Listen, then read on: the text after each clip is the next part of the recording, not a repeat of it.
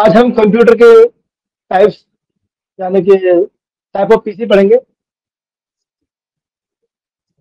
और कंप्यूटर के टाइप्स मैंने बताए थे कल की वीडियोस में, कल की क्लास में, कि कंप्यूटर कितने प्रकार के होते हैं।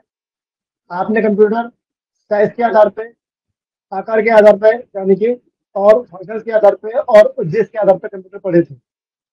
आज हम कंप्यूटर पढ़ेंगे यानी कि कंप्यूटर के प्रकार तो पढ़ा दिए, अब हम पीसी के प्रकार पढ़ेंगे। टाइप ऑफ पीसी क्या है, पर्सनल कंप्यूटर कितने प्रकार के होते हैं। टाइप ऑफ पीसी, पीसी क्या होता है पहले मालूम होना चाहिए कि पीसी क्या है। मतलब पर्सनल कंप्यूटर, पीसी मतलब पर्सनल कंप्यूटर, ऐसा कंप्यूटर जिसका इस्तेमाल हम अपने घरों में करते हैं, पर्सनल काम के लिए करते हैं। उन्हें हम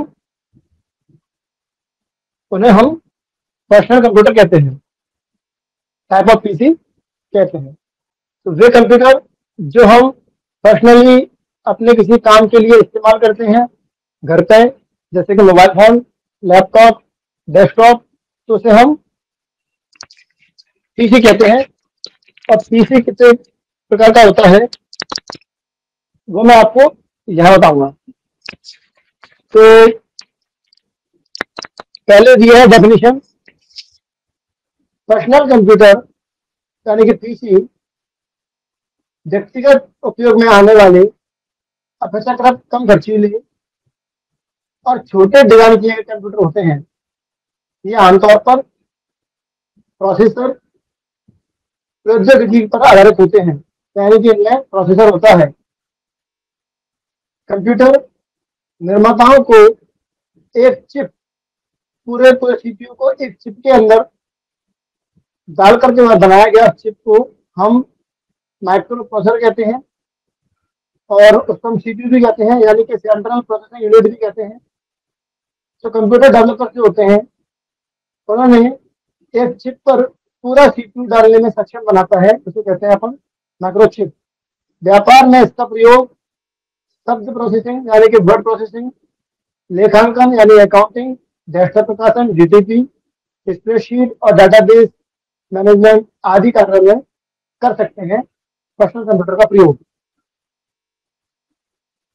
घर में पर्सनल कंप्यूटर का प्रयोग मनोरंजन के लिए किया जाता है, ईमेल देखने के लिए, वीडियो देखने के लिए और गेम खेलने के लिए किया जाता है।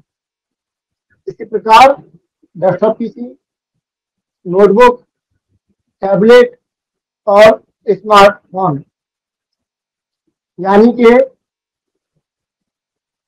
जो पीसी होते हैं वो निम्न प्रकार के होते हैं: डेस्कटॉप, नोटबुक, टैबलेट और स्मार्टफोन। यहाँ पर डेस्कटॉप का मतलब है, डेस्कटॉप का मतलब डेस्कटॉप कंप्यूटर एक ऐसा कंप्यूटर होता है जो आपकी टेबल पे डेस्क पर आसानी से आ जाता है। तो एक प्रकार का पीसी है जो एक ही स्थान पर स्थिर रहकर काम करता है। इसको हम एक जगह लगा देते हैं तो वहीं लगा रहता है, वहीं पर काम किया जाता है। डेस्कटॉप कंप्यूटर में मॉनिटर, कीबोर्ड, माउस आदि को लगाया जाता है। एक अलग से प्रिंटर भी लगा सकते हैं। नोटबुक या लैपटॉप पीसी, नोटबुक कंप्यूटर एक पर्सनल कंप्यूटर होता है। आमतौर पर आसानी से अस्थायी स्थानों पर, यानी कि इसको अपन स्थायी नहीं लगाते हैं, उठाकर इस कमरे में, उठा के उस कमरे में आसानी से ले जा सकते हैं, जैसे कि रूम में, ऑफिस में आदि में इसका प्रयोग कर सकते हैं। नोटबुक कंप्यूटर को आमतौर पर लैपटॉप पीसी भी कहा जाता है। इनमें एक यूनिट, एक पूरा बॉक्स होता है, उसके अंदर पूरा keyboard, mouse, monitor, display, speaker सब एक यूनिट के अंदर, एक बॉक्स के अंदर लगे रहते हैं। और इनको हम अपने ब्रीफकेस में, सूटकेस में रख के कहीं पर भी ले जा सकते हैं। इसमें एक बैटरी भी लगी होती है, जिसे चार्ज करने के बाद हम इसका इस्तेमाल लगातार कुछ समय के लिए कर सकते हैं, सफर में भी इसका इस्तेमाल कर सकते हैं। टैबलेट, टैबलेट कंप्यूटर भी एक प्रकार का पीसी ही है, पर्सनल कंप्यूटर होता है, जो एक तरह का मोबाइल कंप्यूटर है।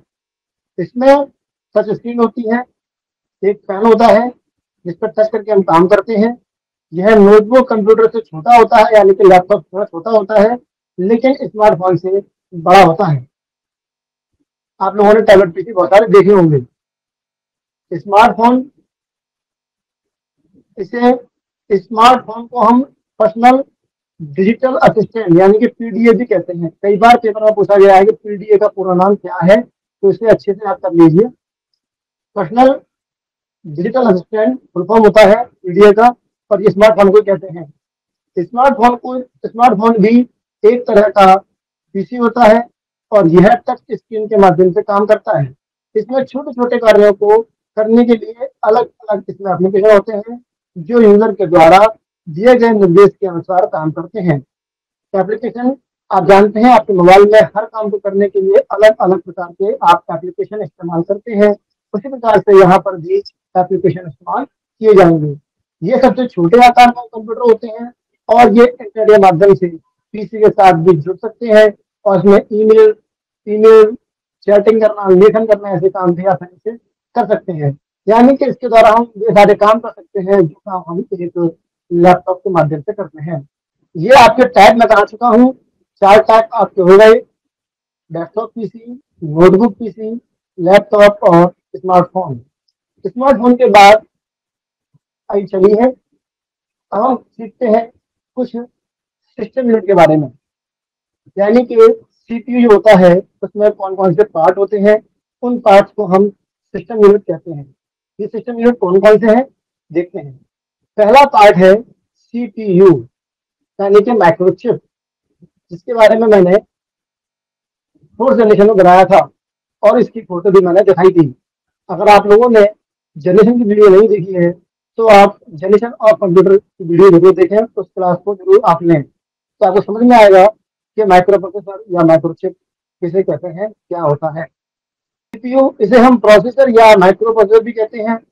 यह पीसी यानी पर्सनल कंप्यूटर से जुड़ा हुआ होता है और इससे जुड़े हुए विभिन्न उपकरणों को कंट्रोल करने का काम करता है। सीपीयू के विभिन्न पार्टों को कंट्रोल करने का काम सीपीयू करता है। कंप्यूटर के विभिन्न पार्टों को कंप्यूटर के विभिन्न पार्ट को कंट्रोल करने का काम सीपीयू करता है और ये कंप्यूटर के द्वारा प्राप्त सूचनाओं का विश्लेषण करता है। इसके भाग 3 हैं, एक है मेमोरी, एक अरिथमेटिक लॉजिक यूनिट और एक कंट्रोल यूनिट। हालांकि इसके बारे में डिटेल में बताऊंगा आपको कि जब सीपीयू पढ़ाऊंगा पूरा सीपीयू क्या होता है, तब मैं बताऊंगा कि मेमोरी कौन सी है, कैसे काम करती है, एएलयू क्या है और सीयू क्या है। फिर भी यहाँ पर छोटा सा बताया गया है जो आप देख सकते हैं। मेमोरी क्या है, वर्तमान में उपयोग हो रहे डाटा को निर्देश करने का काम करती है। वर्तमान में जो डाटा सेव होता है, जिस जगह सेव होता है उस जगह को हम मेमोरी कहते हैं और ये सीपीयू का भाग है। Arithmetic logic unit, arithmetic logic unit यानी कि एएलयू, ये अंकगणितीय और लॉजिकल क्रियाएं यानी कि तार्किक क्रियाओं को करने का काम करता है। यह सभी प्रकार की गणना करने में सक्षम है। CU, control unit, control unit यह एक कंप्यूटर द्वारा हो रहे सारे कार्यों को कंट्रोल करने का काम करता है। कंट्रोल यूनिट क्या करता है, ये कंप्यूटर के सभी कार्यों को कंट्रोल करने का काम करता है, इसलिए इसको हम सीयू कहते हैं। तो आपका सीपीयू जो होता है वो सीयू और एएलयू से मिलकर बनता है और इसमें कुछ हिस्सा होता है जो मेमोरी का काम करते हैं, वो मेमोरी हिस्सा कहलाता है। तो 3 पार्ट आपके मेमोरी के हिस्से हो गए यानी सीपीयू के हिस्से हो गए। अब आता है हमारा मदरबोर्ड। तो मदरबोर्ड क्या होता है, मदरबोर्ड ये प्लास्टिक का बना हुआ सर्किट बोर्ड है जिसमें धातु और धातु के द्वारा निर्मित महीन धागे होते हैं, छोटे छोटे से धागों के समान कुछ संरचना होती है इसके अंदर, और इस धातु संरचना को हम बस कहते हैं। इम्पोर्टेंट चीज है, आप कह लीजिए बस क्या होता है, मदरबोर्ड के ऊपर संरचना होती है उसे हम बस कहते हैं। इसके द्वारा विभिन्न संकेतों को, सूचनाओं को एक स्थान से दूसरे स्थान पर पहुंचाया जाता है। यह सीपीयू को दूसरे पुर्जों को जोड़ने का काम भी करता है। मदरबोर्ड कंप्यूटर की बुनियादी चीज है इसलिए इसको मदरबोर्ड कहते हैं, मेन बोर्ड है ये इसका। कंप्यूटर में प्रोसेसर, विभिन्न प्रकार के card, display card, sound card, VGA card, सब मदरबोर्ड के पास ये मदरबोर्ड के ऊपर लगाए जाते हैं। यह कंप्यूटर का मुख्य बटन कहलाता है। दिखने में मदरबोर्ड कुछ इस टाइप का होता है, इसमें आप सभी को दिख रहे होंगे लाइनें कुछ जा रही है टेढ़ी मेढ़ी सी। इसको हम पलट के देखेंगे तो इसमें पीछे आपको बहुत सारे पतले पतले संरचना दिखाई देंगी, लेकिन आप ऊपर भी देख सकते हैं पतले पतले कुछ तार यहाँ दिख रहे हैं आपको, निशान ये जिस जगह मेरा माउस है ये इस जगह पे देखिए, तो ये निशान जो दिख रहे हैं आपको, ये निशान भी बसेस कहलाते हैं। इस टाइप के ही इसमें बहुत सारे पतले पतले धागे टाइप रचना होती है जो बसेस कहलाती है, डाटा को एक जगह से दूसरे स्थान पर ले जाने का काम करती हैं। इस जगह पे इसमें प्रोसेसर लगाया जाता है, यानी कि सीपीयू लगाया जाता है इस जगह पे, और लगाने के बाद इसके ऊपर फैन लगाया जाता है। फैन लगाने से ये ठंडा रहता है। इस जगह पर रैम लगाई जाती है, यहाँ पर रैम, और ये कुछ स्लॉट दिए हुए हैं जो एक्सपेंसिव स्लॉट कहलाते हैं, जिसमें हम अलग से कुछ लगाना चाहें तो कोई बोर्ड अलग से लगा सकते हैं, कोई कार्ड अलग से लगा सकते हैं। ये कुछ यूएसबी केबल लगाने के लिए पोर्ट दिए होते हैं, यूएसबी माउस वगैरह के लिए। ये आपके PS2 पोर्ट होते हैं जो कि कीबोर्ड माउस के लिए होते हैं, और यहाँ पर ये भी आपके यूएसबी के लिए दिए गए हैं। यहाँ पर ये कुछ पोर्ट दिए गए हैं जो कि आपके साउंड के लिए, ऑडियो वीडियो के लिए, यहाँ पर कुछ पोर्ट रहते हैं जो लगाए जाते हैं किसी न किसी काम के लिए। इस प्रकार से यहाँ पर हमने मदरबोर्ड के बारे में जाना। मदरबोर्ड ऐसा होता है दिखने में, और ये कई प्रकार के लोकल और कंपनी के मार्केट में अवेलेबल है। रैम, रैम का पूरा नाम रैंडम एक्सेस मेमोरी होता है। रैम को मदरबोर्ड पर लगाया जाता है, मैं बताया था अभी कहाँ लगाया जाता है, इस जगह पर रैम लगी होती है। इसमें हम अपनी आवश्यकता अनुसार रैम लगा सकते हैं। इसमें 4 स्लॉट दिए हुए हैं तो 4 लगा सकते हैं, 2 दिए हैं तो 2 रैम लगा सकते हैं। यह एक कार्यकारी मेमोरी होती है, यानी कि वर्किंग मेमोरी होती है। जब प्रोग्राम चल रहा होता है, कार्य की स्थिति में होता है, तो वह इस मेमोरी में जाकर सेव हो जाता है। यानी ये तभी काम करता है जब कंप्यूटर चल रहा होता है, कंप्यूटर पर काम हो रहा होता है, तो डाटा इस रैम में जाके सेव हो जाता है। यदि हम कोई काम बंद कर देते हैं तो वो डाटा इस रैम में जाके सेव नहीं होता, और जब चल रहा होता है तो इस रैम में जाके डाटा सेव हो जाता है। कंप्यूटर बंद करने पर संग्रहित सभी सूचनाएं नष्ट हो जाती हैं। अगर कंप्यूटर बंद कर देते हैं तो इसका डाटा पूरा पूरा चला जाता है, गायब हो जाता है। ये सूचनाओं को अस्थायी तौर पर सेव करती है। जब डाटा चल रहा है कंप्यूटर, तो डाटा इसमें सेव है, और कंप्यूटर बंद करने पर डाटा इसका मिट जाता है ऑटोमेटिकली। यानी कि ये एक टेम्परेरी मेमोरी है। कैसी मेमोरी है? ये टेम्परेरी मेमोरी है। बिल्कुल सही। रैम जो होती है वो टेम्परेरी मेमोरी कहलाती है। एक रोम नाम की चीज कंप्यूटर में होती है, या फोटो दिख रहे हैं ऐसे आईसी टाइप के होते हैं बहुत सारे जो कंप्यूटर में लगे होते हैं। ये रोम अर्थात इसका मतलब होता है रीड ओनली मेमोरी। नाम से ही स्पष्ट है कि इसमें डाटा सेव कर दिया जाता है, तो डाटा को केवल पढ़ सकते हैं, उसमें कोई भी प्रकार का चेंजेस या बदलाव नहीं कर सकते। कंप्यूटर बंद रहने के बाद भी इसका डाटा इसमें बना रहता है, डाटा इसमें से मिटता नहीं है। तो ये इसकी एक बड़ी बात है कंप्यूटर की, कि कंप्यूटर के अंदर ये जो मेमोरी है और रोम, उसका डाटा मिटता नहीं है दोस्तों।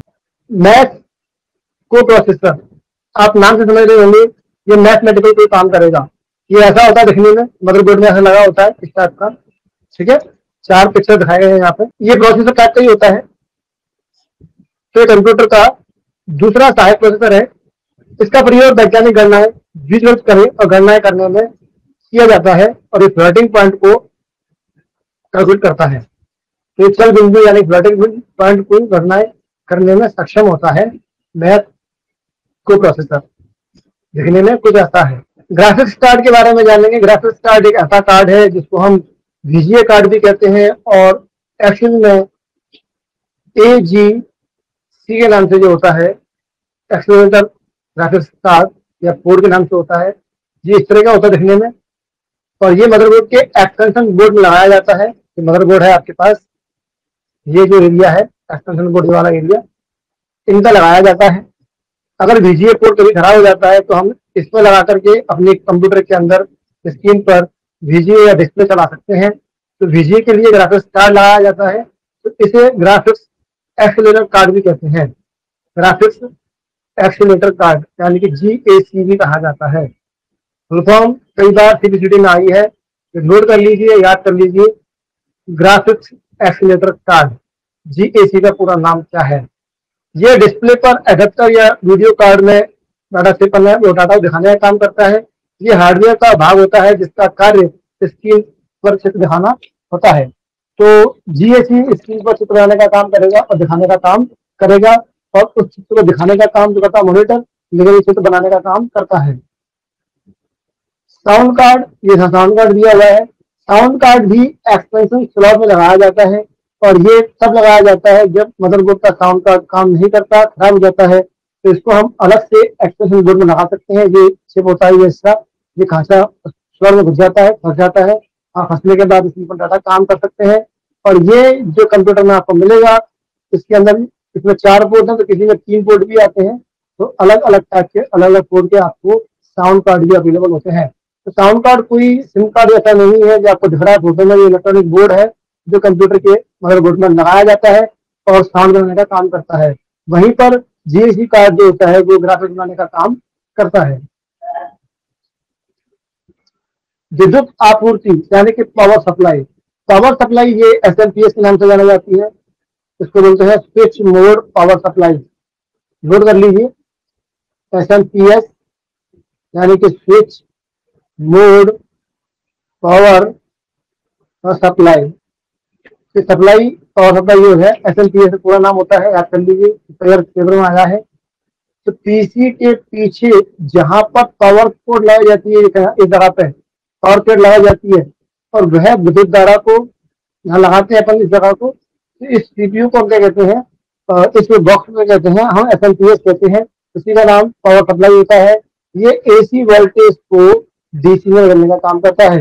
ये आपका घर की लाइट है जो एसी होती है, ये एसएमपीएस के माध्यम से डीसी में कन्वर्ट हो जाती है। तो जो एसएमपीएस होता है वो एसी को डीसी में कन्वर्ट कर देता है ताकि कंप्यूटर के अंदर +5 वोल्ट पावर जा सके। ठीक है, कंप्यूटर के घटकों के लिए +5 वोल्ट की आवश्यकता होती है और जो कि एसएमपीएस बदल के उसके पास पहुंचा देता है। स्पीकर आप सभी जानते हैं, इनका इस्तेमाल कोई भी साउंड सुनने के लिए कंप्यूटर में किया जाता है। टाइमर, ये मदरबोर्ड पर लगा हुआ एक आंतरिक घड़ी है जो बैटरी से चलती है, सेल लगा होता है और इस कंप्यूटर के ऑपरेशन को सिंक्रोनाइज करने के लिए, इलेक्ट्रॉनिक पल्स पैदा करने के लिए ये काम करता है। इसकी स्पीड घड़ी की स्पीड के साथ नापी जाती है और गीगाहर्ट्ज में नापते हैं। तो टाइमर कंप्यूटर में जो होता है वो नापने की इकाई उसकी गीगाहर्ट्ज होती है और ये कंप्यूटर के अंदर टाइमर मतलब कंप्यूटर के अंदर जो काम होता है उस काम को टाइम सेट करने के लिए, टाइम को सिंक्रोनाइज करने के लिए इस्तेमाल किया जाता है। एक्सटेंशन स्लॉट मैंने आपको बताया, अभी मदरबोर्ड के अंदर जिस जगह पे हम अलग से कुछ लगा सकते हैं उस हिस्से को हम एक्सटेंशन स्लॉट कहते हैं। यह कंप्यूटर के मदरबोर्ड पर निश्चित निर्धारित स्थान है जहां पर भविष्य में किसी उपकरण को जोड़ने की जगह भी होती है। जब मदरबोर्ड है, इस मदरबोर्ड में यहाँ पे हम कुछ और जोड़ना चाहते हैं भविष्य में, तो वो इन जगह पे हम जोड़ सकते हैं। तो इन जगह को हम एक्सटेंशन स्लॉट कहते हैं। तो एक्सटेंशन स्लॉट एक ऐसी जगह है मदरबोर्ड के अंदर जहां हम अलग से कोई डिवाइस लगाना चाहें तो लगा सकते हैं। और ये यूपीएस क्या होता है, यूपीएस मतलब होता है अनइंटरप्टेड पावर सप्लाई। ये फोटो जो दिया है यूपीएस का दिया है, इस जगह पे हम प्लग लगा देते हैं। प्लग जो होता है हमारे पास सीपीयू का, प्लग लगा देते हैं। प्लग लगाने के बाद इसका ये पावर केबल दिया जाता है मेन बोर्ड के अंदर, ये चला जाता है मेन बोर्ड में, जहाँ से करंट आता है एसी, और ये इसमें लगी होती है बैटरी, उसको चार्ज करता है। और यहाँ लगे होते हैं प्लग कंप्यूटर के, तो यहाँ से एसी करंट ही कंप्यूटर को मिलता है और वो उसके एसएमपीएस में पावर सप्लाई में कंप्यूटर में करंट पहुंचाता है। तो ये सीपीयू जो होता है वो मेन रूप से छोटा इन्वर्टर है कंप्यूटर के लिए, जो जब कंप्यूटर की लाइट चली जाती है, जब कंप्यूटर चलाते समय लाइट चली जाती है तो कंप्यूटर को कुछ समय के लिए ऑन रखता है, क्योंकि इसमें एक बैटरी होती है, तो बैटरी से हमें बैकअप मिल जाता है। उतने बैकअप में हम कंप्यूटर को शट डाउन बंद कर सकते हैं, थोड़ा काम रहेगा तो काम करके अपना काम पूरा खत्म कर सकते हैं। तो एसएमपीएस जो होता है switch mode uninterrupted power supply, मतलब ये हो गया तो पावर सप्लाई को कट नहीं होने देगा, रुकने नहीं देगा। तो ये ऐसा मशीन है, ऐसी डिवाइस है जो कंप्यूटर के लिए करंट को लगातार वहां से पहुंचाती रहती है।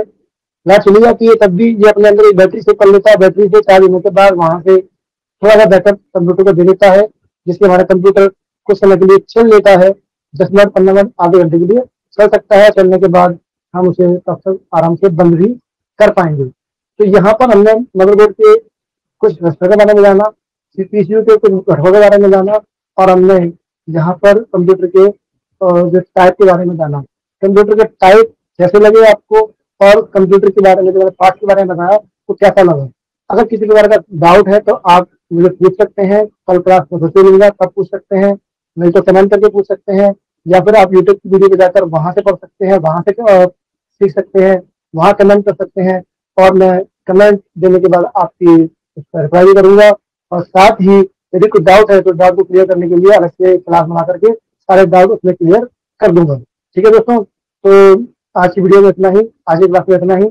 मिलेंगे अगली क्लास में, तब तक के लिए गुड लक और गुड बाय।